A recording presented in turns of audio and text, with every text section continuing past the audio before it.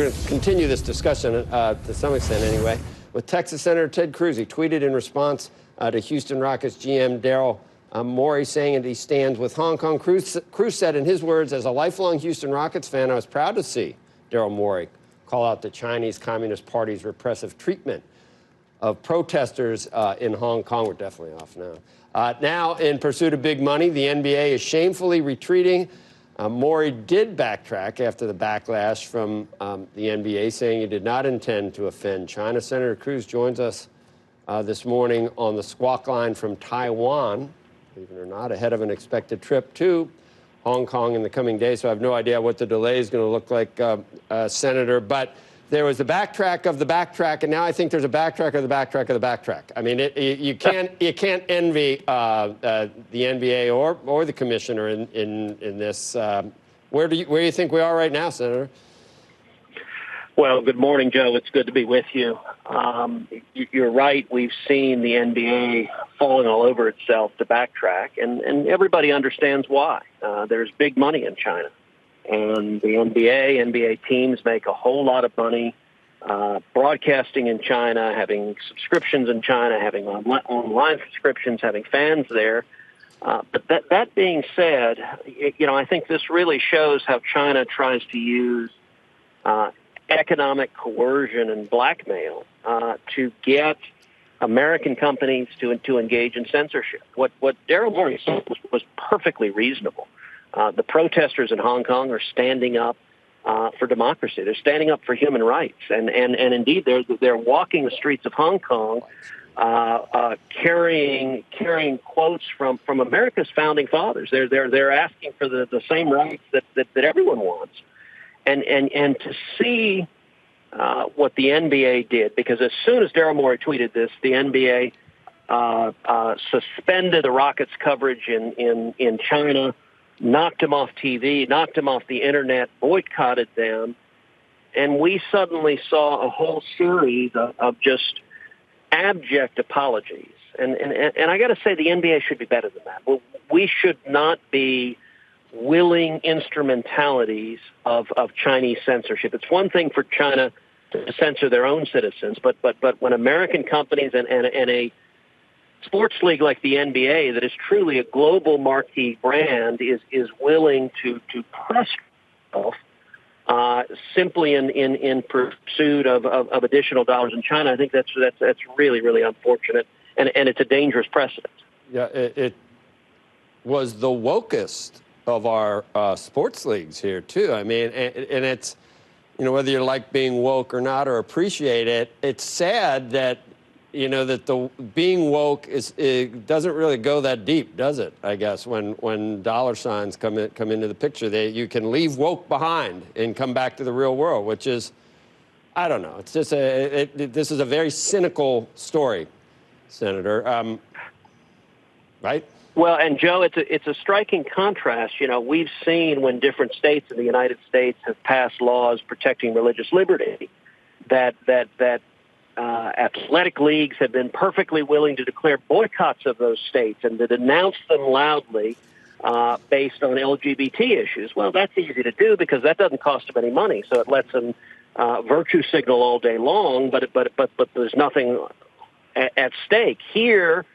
When the Chinese communists in Hong Kong are oppressing dissidents, are suppressing free speech, or violating human rights, where the stakes matter intensely, and there's a choice between standing for free speech and human rights or making another buck. Sadly, the N.B.A. has demonstrated where its priorities lie, and I believe we can do better. I think what the N.B.A. should have done is the N.B.A. should have stood with the Rockets, should have said, you can't boycott one team if you want.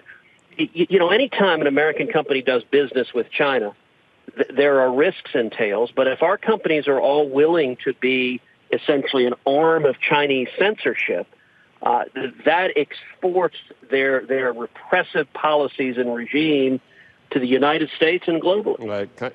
Kind of a bad move by China, too. If anyone was still, saying that President Trump's on the wrong track just in terms of some of these issues, you don't have to agree with him on all the issues with China, But they just lost everybody. Even any of the holdouts that were saying, oh, no, Stephen Rhodes, he'll be on later today. I'm sure he'll be on. He's still fine with everything. But I don't know, he may be the last person in the country that doesn't say, wow, there is a problem to some extent with this relationship. Well, Senator, can I just ask you a question? This morning, the futures are up by about 200 points on the idea, based on a couple of news reports out there, that the Chinese would be willing to make a deal. You read into it, and again, these are officials who aren't named in a couple of reports that are out there, but they're suggesting that China would accept a limited deal as long as there's no more tariffs imposed by the president, and that they'd be willing to buy an additional $10 billion in U.S. agricultural goods on top of the $20 billion they already purchased. Does that sound like the type of deal you'd support? Oh, look, I'm hopeful that we get a deal and a good deal with China. I think trade with China is important, and I think when it comes to the president's trade agenda, where it has been, where I agree with it the most is concerning China. China's trade policies have for a long time not been fair and not been on an even or level playing ground. That they export about $500 billion into the United States, and they only import about $100 billion. And so I think the president is right to try to lean in and get fairer terms. And in fact, I can tell you what I and most Republican senators have urged the president repeatedly is focus on China, try to really open up that market to more goods and services, but don't at the same time engage in a trade battle with all of our other trading partners. And I think it would be good to see a trade deal with China, but we can do that without at the same time linking back to this N.B.A. issue we were just discussing. We can do that without compromising our values. We don't have to do that to be able to engage in trade. Senator, while we have you here, there's some other stuff going on. I just want a quick comment from you. What would it take? What would you need to see in terms of this Ukraine situation for you to say, okay, I'm gonna vote with Romney if he happened to go that way? I mean, do you see any possibility of President Trump losing 20 Republican senators, assuming he gets all that the Democrats stay? Vote as one. Look, I'm not going to engage in hypotheticals about what conduct might be sufficient. I can tell you, I think the behavior of House Democrats has been that they have been looking to undo this election since November of 2016. That the view of House Democrats, without any facts, and really irrespective of the facts, is that the House Democrats want to impeach the president. And I think there's a very good possibility the House Democrats will vote to impeach the president, but it's not based on actual conduct. It's not based on facts. And in fact, they already are there before any investigation. In the Senate, I voted along with all 100 senators. Every Republican, every Democrat voted for the Senate Intelligence Committee to investigate this matter and find out what happens. I think we should actually look at the facts, but that's not what the House Democrats are doing. What the House Democrats are doing is trying to undo an election because they're unhappy with how the American people voted in 2016. Can you tell us why we're talking to you in Taiwan, where you've been, what you've found out, how much can you tell us? I know that you weren't free to talk about everything before, but now that you've left some of these countries. Well, sure. So I am in the midst of an Indo-Pacific tour. I started off in Hawaii, meeting with the Indo-Pacific Command and the Pacific Fleet and getting fairly extensive briefings and meetings with them about the security threats throughout the Indo-Pacific. I then was in Japan yesterday and earlier today, met with Prime Minister Abe, had a good discussion both about trade and the Japanese-American trade deal that we just signed this week, which I think is great. It's great for Texas farmers and ranchers, opening up more agricultural trade, and it's great for commerce generally. But also spent quite a bit of time talking with Prime Minister Abe about mutual security threats. And the dominant security threat for Japan, for Taiwan, where I am now, and the other countries that I'm going on this tour, the dominant threat in this region is China. China is getting more and more aggressive militarily. They are investing billions in modernizing their military. They are investing massive amounts of money, engaging in economic coercion. Their program that they call the One Belt, One Road initiative is investing massive amounts of money throughout Asia, throughout Africa, through Latin America, and essentially trying to get impoverished governments to take either loan deals or very attractive terms and be in a position where China can effectively control the infrastructure of those countries. I think that is profoundly dangerous. And so the purpose of this tour that I'm engaged in, we really have envisioned as a friends and allies tour, meeting with the friends and allies of America throughout the Indo-Pacific, and discussing ways to most effectively stand up to this growing geopolitical threat coming from increasing Chinese aggressiveness. Yeah, and that's not totally separate from trade either, I guess, in simplistic terms. And I'll bet the president would say that some of that $500 billion in the trade deficit, we're basically funding the build-out of China's military. I mean, if you think of it, it's not apples to apples necessarily, Senator, but it's a point well taken, right?